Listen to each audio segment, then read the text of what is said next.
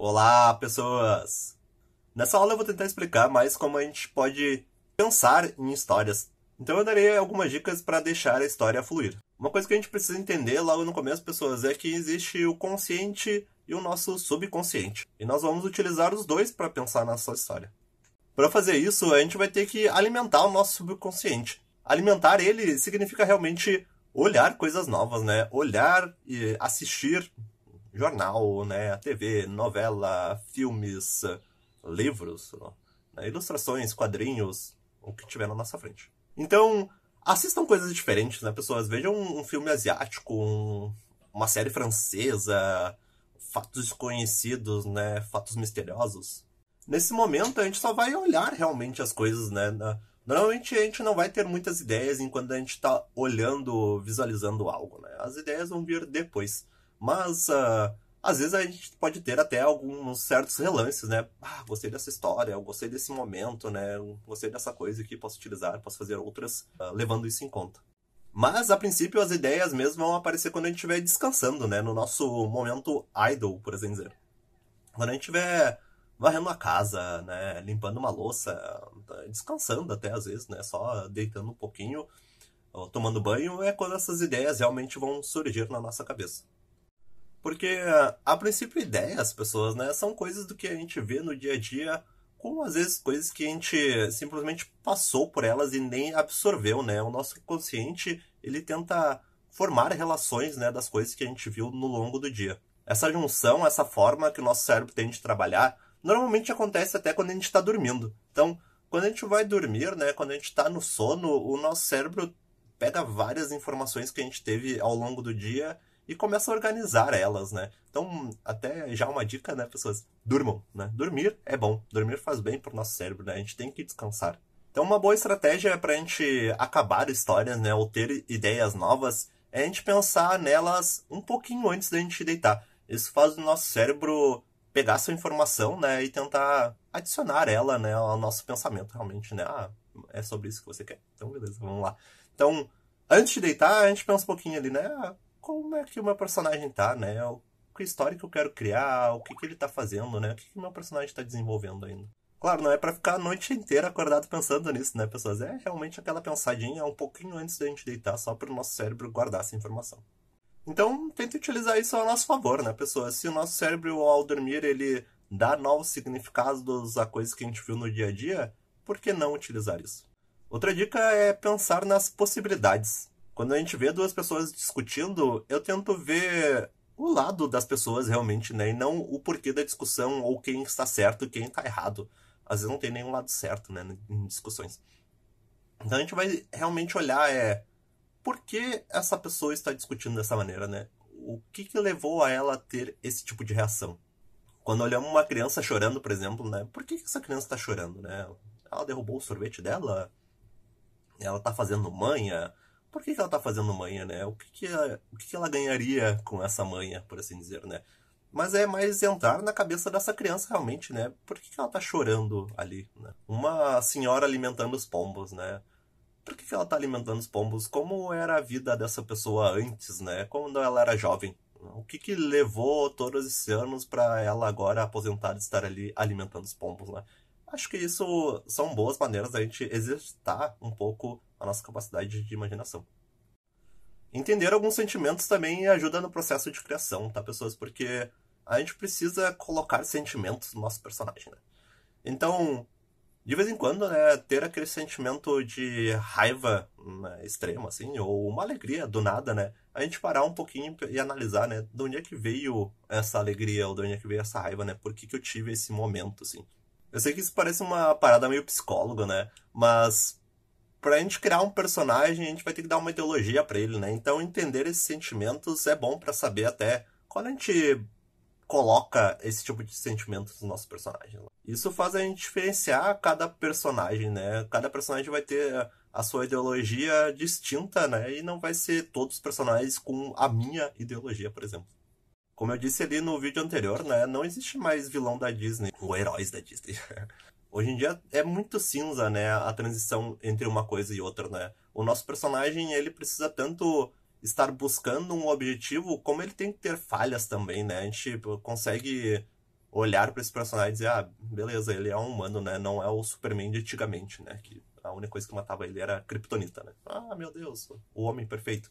Ninguém se identificava com o homem perfeito a princípio. Quando começou a nascer personagens com outras características, por exemplo, o Homem-Aranha, que foi um dos primeiros personagens que era um adolescente que passava dificuldades ainda, né? O tio dele morreu, bom, quem não morreu em Super-Herói? Mas, bom, o tio dele morreu, ele vivia com a tia dele, né? Ele sempre foi pobre, então ele acabou perdendo o tio ainda e continuou vivendo a vida dele, né, de adolescente, mesmo tendo que ser um super-herói. Então tinha no Homem-Aranha tanto esse desejo dele de ser um super-herói, como ainda a vida normal dele do dia a dia, né, como adolescente. E ali o exemplo que ele dá Cruella de Vil, né, no último vídeo também, que até os vilões são mais humanizados hoje em dia, né? A gente consegue se identificar com eles, né? Tem vários memes até sobre o Thanos, né, que é tipo, beleza, eu dou muitas coisas pra tirar metade da vida de todo o universo, pra esse universo de novo voltar a um equilíbrio, né? O universo voltar a equilíbrio, parece que nunca é uma coisa tão ruim, né? Na verdade ele tá matando metade de todo o universo. Eu vou dar algumas ideias de criação de história do nada, assim, né? Aleatórias. Escrita criativa, por assim dizer, né? Pessoas jogar palavras ou pegar alguma coisa específica e tentar criar histórias em base disso. Então, por exemplo, eu olho pro meu pé. Que histórias eu posso tirar do meu pé? É um alienígena que tem uns pés muito diferentes do nosso? O quão diferentes são? E como eles se mexem? Bom, para responder só essa pergunta, pessoas, eu teria que criar toda uma raça de alienígenas, né? Como eles se movimentam, como seria a civilização deles. Esse alien veio em missão de paz, ele é senciente, ou ele foi um animal de outro planeta enviado para a Terra. Um homem bem vestido entra num bar, mas ele está descalço. A garçonete se pergunta, por que será que esse cara está descalço? Outra ideia é uma pessoa que tem fetiche por pés. Qual é o fetiche realmente que ele tem por pés, né? Como é que ele faz para buscar o que ele quer? E como as outras pessoas também reagem ao pedido dele? Pegadas são encontradas em um caminho na neve. Por que tinha pegadas ali? Por que alguém tava de pé descalço, né? E onde é que foi parar essa pessoa? Será que ela vai morrer de frio? História como a da Cinderela, né? Que tudo gira em torno de um sapatinho perdido e ele tá procurando um pé perfeito, né? Que encaixa o sapato. Bom, vocês viram que dá pra tirar várias ideias de uma coisa banal a princípio. E quando a gente vai fazer uma história, pessoas, ela precisa ter uma estrutura também, tá? Uma das coisas que a nossa história não precisa, né, não deve ter, ainda mais nesse momento, é fillers. Né? Fillers seria encheção de linguiça, a princípio. Tá? A nossa história, ela deve começar no melhor momento possível e acabar no melhor momento possível também, né? Eu sei que parece ser bem idiota falar uma coisa dessa, né? Que história que não deve começar no melhor momento. Mas a nossa ideia aqui é começar realmente pelo último momento, né? Qual é a primeira explicação que eu preciso dar para essa história já desenrolar e o nosso espectador entender ela.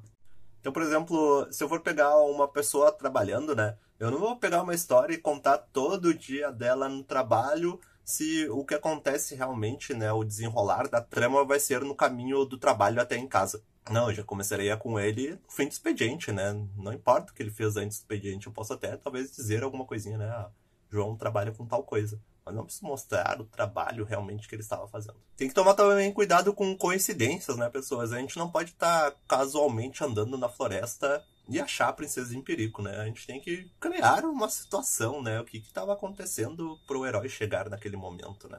Na nossa história também a gente vai ter a situação. A situação é a parte que leva ao conflito. Um exemplo de situação seria uma esposa descontente com o seu papel de subordinado no casamento. Essa seria a situação, mas claramente a gente consegue ver que isso vai levar ao conflito. Porque a nossa história também não pode ter só coisas boas, né, pessoas? O nosso herói precisa passar por um conflito. Nós temos alguns jeitos de chegar na situação. Nós podemos pegar um personagem, né, e inventar uma situação específica para ele, ou nós podemos pensar numa situação e depois pensar qual o personagem melhor que eu conseguiria escrever para enfrentar essa situação.